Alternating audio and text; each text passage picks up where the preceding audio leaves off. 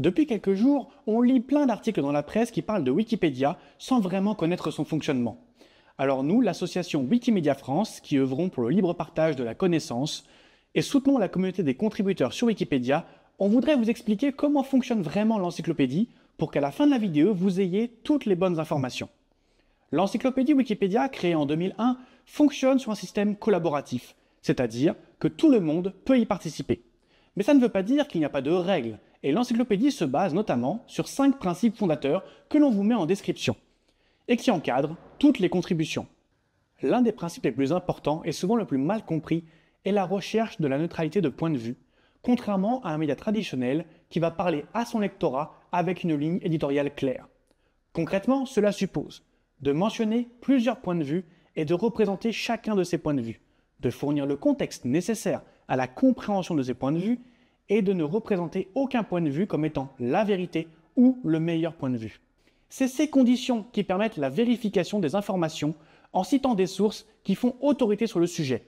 C'est aussi grâce à ce principe que vous pouvez lire de l'information factuelle et vous faire votre propre opinion. Alors justement, parlons des sources, problématique souvent abordée de la part des personnalités qui ne sont pas satisfaites de leur article biographique sur Wikipédia et qui ne comprennent pas bien pourquoi elles ne peuvent pas modifier l'article selon leur convenance. Les contributeurs sur Wikipédia ne font pas d'analyse des sources, ce qui laisserait ainsi trop de place à des interprétations personnelles. C'est pour cela que l'encyclopédie s'appuie sur des sources dites secondaires, ayant déjà subi un travail d'analyse comme des articles de presse ou encore des publications et manuels universitaires.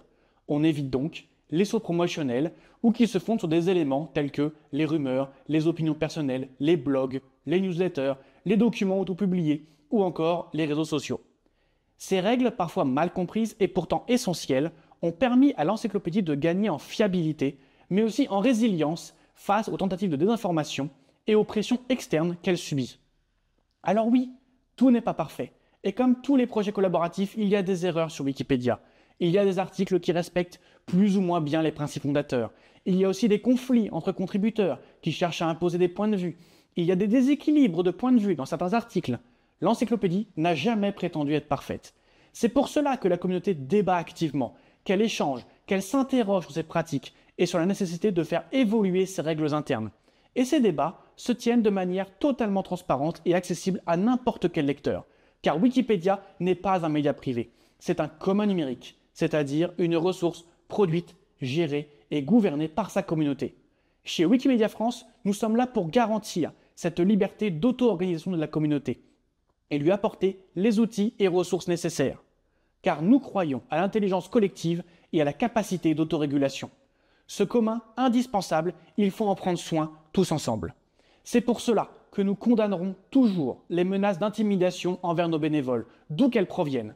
Au lieu de cela, nous vous invitons à comprendre l'encyclopédie, à interagir avec courtoisie et respect avec les bénévoles qui contribuent aux articles et à faire valoir vos arguments dans le respect des règles de l'encyclopédie. Actuellement, sur Wikipédia, il y a plus de 2 600 000 articles rédigés par des bénévoles. Toutes ces informations sont accessibles librement pour des millions de personnes chaque jour. Wikipédia vous a peut-être aidé à mieux comprendre le monde qui vous entoure, et tout cela gratuitement, grâce à l'intelligence collective.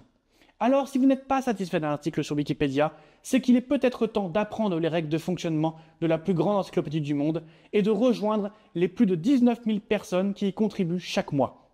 Pour cela, il y a des vidéos d'explication, des tutoriels et aussi une communauté pour vous guider.